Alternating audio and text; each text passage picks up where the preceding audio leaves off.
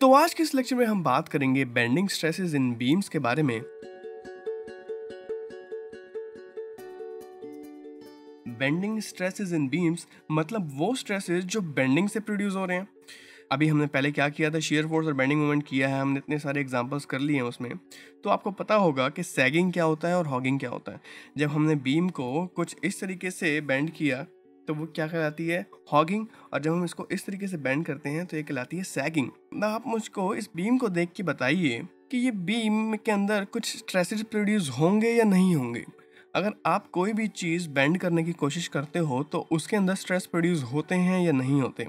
Stress क्या होता है, internal resistance offered by the material to the external force applied. अगर मैं इस स्केल पे कुछ इस तरीके से फोर्स अप्लाई करूं तो आपको लग नहीं रहा कि ये फोर्स जो है, मैं लोड लगा रहा हूँ। देखो मैंने कहाँ किया है, मैंने इसको नीचे से ये दो सपोर्ट दिए हैं और मैं फोर्स लगा रहा हूँ इस वाली फिंगर से और सिमिलरली यहाँ वाली फिंगर से।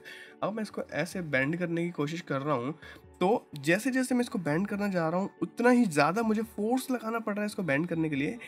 अब ये फोर्स ज़्यादा क्यों लगाना पड़ रहा है, इसका मतलब ये कुछ रेजिस्टेंस ऑफर कर रहा है ना मुझे, ये बेंड नहीं होना चाहता, तभी तो ये मुझे कुछ रेजिस्टेंस ऑफर कर रहा है कि भाई तू और ज़्यादा फोर्स लगा, मैं तभी बेंड होऊंगा वरना नहीं होऊंगा। ठीक है, तो वही रेजिस्टेंस क्या है, वही रेजिस्टेंस है वो स्ट्रेस जो प्रोड्यूस हो रहा है इसके अंदर। और ये कैसे प्रोड्यूस हो रहा है, जब मैं इसको बेंड करने की कोशिश कर रहा हूँ। वो आप यहाँ देखिए कि जब हम बेंड करते हैं तो इसमें स्ट्रेस प्रोड्यूस होता है।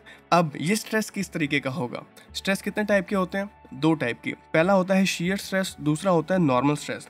शियर स्ट्रेस वो होता है जब किसी भी बॉडी के एंगुलर डिफॉर्मेशन होती है। तब जब हमने शियर स्ट्रेस की बात करी थी तो मैंने आपको बताया था शियर स्ट्रेस वो होता है जो प्लेन के पैरेलल लगता है। सपोज कीजिए ये जो हमारा प्लेन है, इस प्लेन के पैरेलल अगर मैं कोई फोर्स लगाऊं तो हमारी जो हमारा ये जो प्लेन है ये डिफॉर्म कर जाएगा।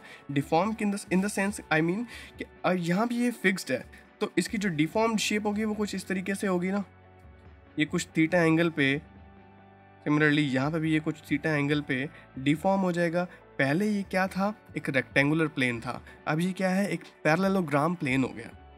मतलब शेप चेंज हो गई। लेकिन जब हम नॉर्मल स्ट्रेस अप्लाई करते थे किसी भी बार पे, सपोज कीजिए हमारा बार है ये कुछ इस तरीके का और मैं इस पे कुछ परपेंडिकुलर सी ऐसी फोर्स लगा रहा हूँ। ठीक है, अगर मैं इस पे फोर्स लगा रहा हूँ, ये कैसी फोर्स है, ये टेंसाइल है या कंप्रेसिव है, ये टेंसाइल फोर्स है। देखने में लग रहा है बाहर की तरफ खींचने की कोशिश कर रहा है। अगर मैं बाहर की तरफ खींचूंगा तो क्या इसमें कुछ इस तरह की डिफॉर्मेशन आएगी, नहीं। ये जो प्लेन है ये प्लेन एज इट इज़ ही रहेगा। अगर ये रेक्टेंगुलर था तो ये रेक्टेंगुलर ही रहेगा। ये होता है नॉर्मल स्ट्रेस के केस में। अब हम बात करते हैं बेंडिंग की। जब मैंने इसको बेंड किया तो क्या इसमें कोई एंगुलर डिफॉर्मेशन आई। अब ये तो है, मैं इसको साइड व्यू दिखा रहा हूँ आपको। अगर मैं इसका 3D व्यू अगर आपको दिखाऊं तो ये कुछ इस तरीके से डिफॉर्म होगा। क्या आपको लगता है ये जो हमारा प्लेन है इसमें कोई एंगुलर डिफॉर्मेशन आ रही है? अगर नहीं आ रही तो क्या मैं कह सकता हूँ कि ये शियर स्ट्रेस है?